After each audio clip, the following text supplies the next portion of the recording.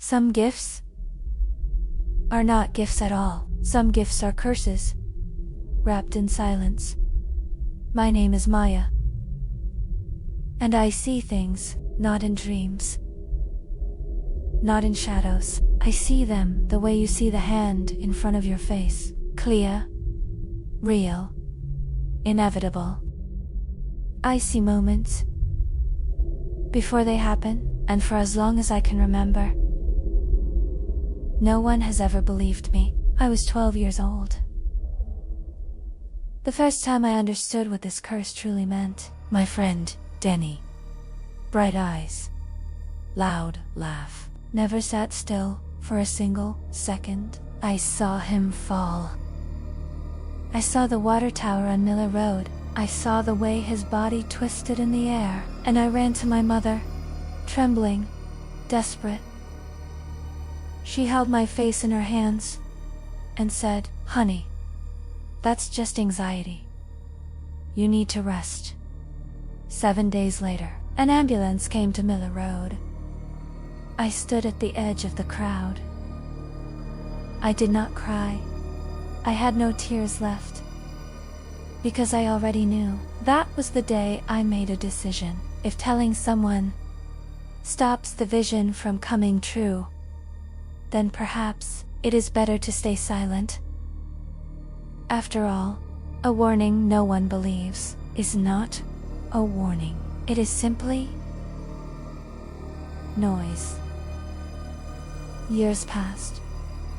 I learned to live with what I carried. I learned to watch the world move forward while I stood still, knowing.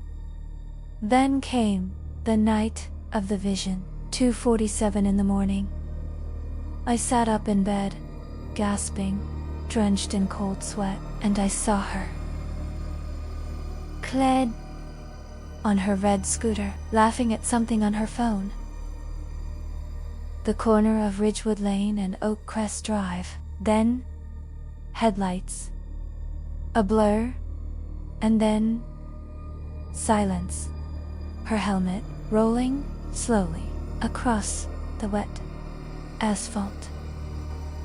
I sat there in the dark for a long time, her name glowing on my phone screen. One call. That was all it would take. One call, and the vision would dissolve. One call, and she would live. But then, the memories came. I remembered the classroom, the day our teacher read the rankings out loud. First place, Claire Henderson. The applause, the smiles. I had studied for 3 weeks straight. Claire had borrowed my notes the night before.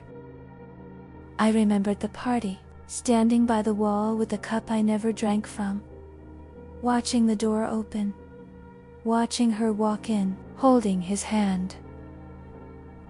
The one person I had quietly loved for 3 long years. She didn't even look at me. I remembered the camping trip, the fire, the laughter, the circle of friends, and Claire's voice, cutting through the warmth like cold air. "Oh, come on. You guys know Maya. She probably predicted we'd run out of marshmallows. Right, Maya? Did your little crystal ball tell you that?" And everyone laughed. Everyone. I smiled too. But somewhere deep inside, something went very, very quiet. 3 years. 3 years of being the joke. 3 years of watching her take everything I ever wanted. And now the universe was asking me to save her. I looked at her name on my phone. I thought about Danny. I thought about the water tower. I thought about standing at the edge of a crowd, silent, hollow, and then I put the phone down. I lay back in the dark, and I closed my eyes. The next evening, there was a knock at my door. My neighbor Diane stood in the hallway, coat still on, face completely white, she said, "Maya, did you hear about Claire?" I said nothing. She told me anyway. The corner of Ridgewood and Oak Crest. Claire was coming home from work. A truck ran through the red light. She was gone before the paramedics even arrived.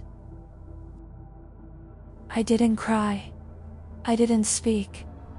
I looked down at my hand. It was trembling slightly. I looked at my phone. Claire's name still on the screen. The call I never made. People speak of survivor's guilt. But what do you call it when you are not the one who survived?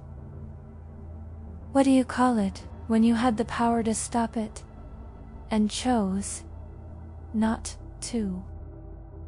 I have spent years telling myself no one would believe me anyway. That speaking only makes things worse, that the silence was necessary. And perhaps all of that was true, but sitting alone on that floor, in that silence, I finally admitted something I had been hiding from myself for a very long time. Those were not reasons. They were excuses. Claire did not die because of a curse. Claire died because for one single night, I chose my pain over her life. And no matter what she had done to me, no matter how deep the wound, she did not deserve that. I still see things. I imagine I always will. The visions come whether I want them or not. But now, every time I see something, I ask myself one question, one quiet, terrible question. What will I do with what I see?